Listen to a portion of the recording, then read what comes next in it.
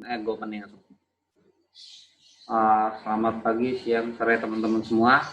Kita dari kelompok 5 akan presentasi tentang turbin angin. Langsung aja kita mulai. Saya Samuel Julius Cesar dan teman saya Jonathan Christian Samosir. Pertama akan dibuka oleh Jonathan. Pertama-tama definisi dari turbin angin itu sendiri. Kincir angin adalah sebuah alat yang mampu memanfaatkan kekuatan angin untuk diubah menjadi kekuatan mekanik. Dari proses itu memberikan kemudahan berbagai kegiatan manusia yang memerlukan tenaga yang besar seperti memompa air untuk mengairi sawah atau menggiling biji-bijian. Kincir angin modern adalah mesin yang digunakan untuk menghasilkan energi listrik, disebut juga dengan turbin angin. Prinsip kerja dari turbin angin, pertama-tama, angin datang ke arah,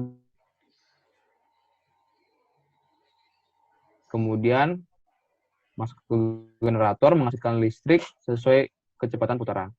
Yang keempat, energi listrik yang dihasilkan oleh generator diteruskan ke panel kontrol yang menampung dari berbagai generator.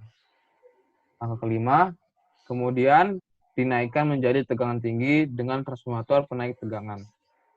Yang keenam, melalui sistem distribusi dengan tiang-tiang tinggi ke rumah tangga dan industri. Setelah sampai pada daerah tertentu, dibutuhkan transformator penurun tegangan. Jenis-jenis turbin sendiri, pertama itu ada turbin angin sumbu horizontal. Turbin angin sumbu horizontal atau TAS memiliki poros rotor utama dan generator listrik di puncak menara. Turbin berukuran kecil diarahkan oleh sebuah baling-baling angin atau nama lainnya baling-baling cuaca yang sederhana.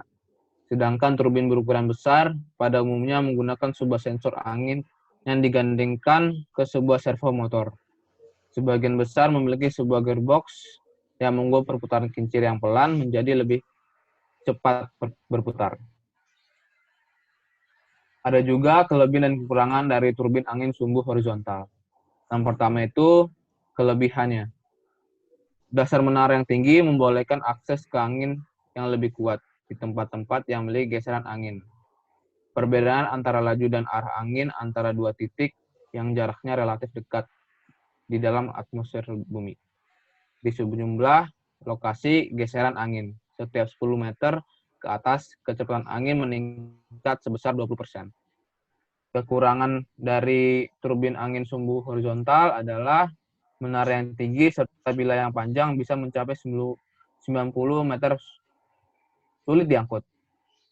Diperkirakan besar biaya transportasi bisa mencapai 20% dari seluruh biaya peralatan turbin angin.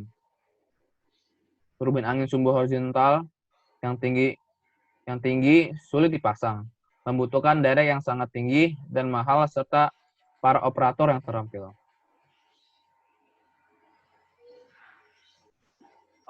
Berikutnya turbin angin sumbu vertikal. Turbin angin sumbu vertikal merupakan turbin angin sumbu tegak yang gerakan poros dan rotor sejajar dengan arah angin, sehingga rotor dapat berputar pada semua arah angin, sehingga dengan sumbu yang vertikal, generator serta gearbox bisa ditempatkan di dekat tanah. Jadi menara tidak perlu menyokong dan lebih mudah diakses untuk keperluan perawatan. Tapi ini menyebabkan sejumlah desain menghasilkan tenaga putaran yang berdenyut atau drag, gaya yang menahan pergerakan sebuah benda padat melalui fluida, zat cair, atau gas bisa saja tercipta saat kincir berputar. Berikut ada kekurangan dan kelebihan turbin angin sumbu vertikal. Kelebihannya adalah tidak membutuhkan struktur menara yang besar. Bisa diletakkan lebih dekat ke tanah, membuat pemeliharaan bagian-bagian yang bergerak jadi lebih mudah. Memiliki sudut airfoil bentuk bilah sebuah baling-baling yang terlihat secara melintang yang lebih tinggi, memberikan aerodinamisan yang tinggi sembari mengurangi drag pada tekanan yang rendah dan tinggi. Kekurangannya adalah kebanyakan turbin angin sumbu vertikal memproduksi energi hanya 50% dari efisiensi yang horizontal karena drag tambahan yang dimilikinya saat kincir berputar. Turbin angin sumbu vertikal tidak mengambil keuntungan dari angin yang melaju lebih kencang di elevasi yang lebih tinggi. Kebanyakan mempunyai torsi awal yang rendah dan membutuhkan energi untuk mulai berputar. Tapi ada macam-macam subsistem yang dapat meningkatkan keamanan dan efisiensi dari turbin angin. Yang pertama ada gearbox. Alat ini berfungsi untuk mengubah putaran rendah pada kincir menjadi putaran tinggi. Berikutnya ada brake system, digunakan untuk menjaga putaran pada poros setelah gearbox agar bekerja pada titik aman saat terdapat angin yang besar. Alat ini perlu dipasang karena generator memiliki titik kerja aman dalam pengoperasiannya. Berikutnya ada generator. Ini adalah salah satu komponen terpenting dalam sebuah sistem turbin angin. Generator ini dapat mengubah energi gerak menjadi energi listrik. Berikutnya ada receiver inverter. Berarti penyerah.